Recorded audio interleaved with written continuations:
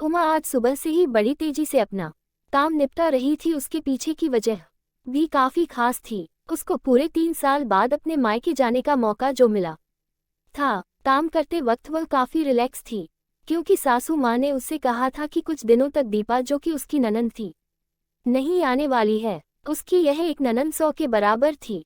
उमा शादी करके जब घर आई थी तब दीपा को अपनी बहन की तरह प्यार करती थी, क्योंकि उसे खुद की कोई बहन नहीं थी। लेकिन कुछ ही हफ्तों में ही उससे ये पता चल गया था उसकी ननंद किसी जेल से कम नहीं है।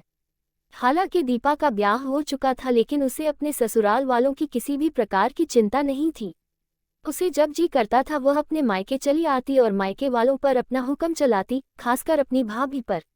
वही डिसाइड करती थी वहां पर क्या खाना पकेगा, कोई घूमने जाएगा कि नहीं, या जाएगा तो कहाँ जाएगा।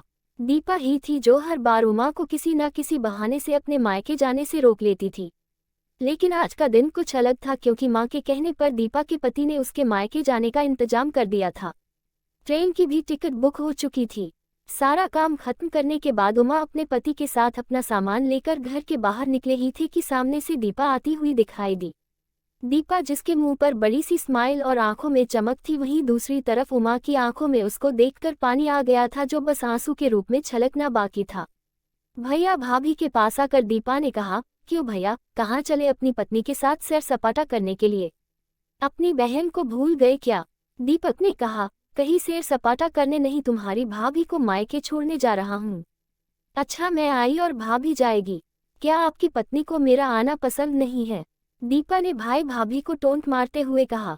मन में उदासी और आंखों में नमी लिए उमा पलटकर घर के अंदर जाने लगी, क्योंकि उसने मान लिया था कि इस बार भी दीपा की वजह से उसके मायके जाना कैंसिल हो जाएगा। लेकिन तभी सामने से उसकी सास आई और बोली, तुम दोनों अभी तक रेलवे स्टेशन नहीं गए क्या? गाड़ी के पीछे दौड़ते हुए जाओगे?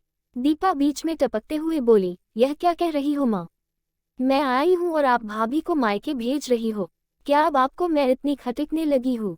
माँ ने दीपा को डांटते हुए कहा, तेरा क्या है बेटा, तेरे लिए ये मायका थोड़ी ही है।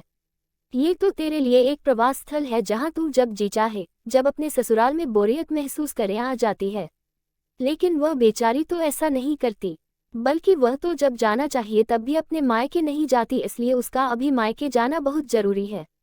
मैं तेरे या मेरे या किसी और की वजह से उसका इस बार मायके जाना बिल्कुल रद्द नहीं होने दूंगी। पहले ये बता, तू तो कुछ दिनों के लिए नहीं आने वाली थी ना, फिर कैसे आ गई? मैंने तो ऐसे ही कह दिया था। मैं देखना चाहती थी कि मेरे ना आने से भैया खुश होता है कि मुझे बुलाता है। दीपा ने कहा, हाँ हाँ, क्यों नहीं, कोई बुलाए या ना बुलाए, पर्यटन स्थल पर तो हर कोई जा सकता है। अब की बार मेरी बहू को उसके पर्यटन स्थल पर, यानी कि उसके मायके जाने दे। बेचारी ने सिर्फ अपने भाई की शादी देखी है और अब तो उसके भाई को बच्चा भी हो गया है, उसका मुंह तक नहीं देखा उसने। उसे भी अपने हिस्से का सुख भोगने दे। माँ ने दीपा को फटकारते हुए और उमा की साइड लेते हुए कहा। अपनी सास के मुंह से अपने लिए ऐसे शब्द सुनकर उमा की आंखें छलक गई। उसने अपनी सास को गले से लगा लिया। सास ने कहा, बहुत हो गया प्यार, जल्दी जाओ वरना ट्रेन छूट जाएगी। अपनी माँ का बदला हुआ रूप देखकर दीपा बहुत हैरान थी। उसे यकीन नहीं हो रहा था कि यह वही माँ है जो उसका हर कहा मानती थी और हमेशा उसका पक्ष लेती थी, चाहे बहू सही हो या गलत। वही माँ अपने मन में अपनी उस दोस्त को धन्यवाद दे रही थी जो कुछ दिनों पहले उसके घर आई थी और कुछ दिन रही थी और जाते जाते उसकी आंखें खोल गई थी।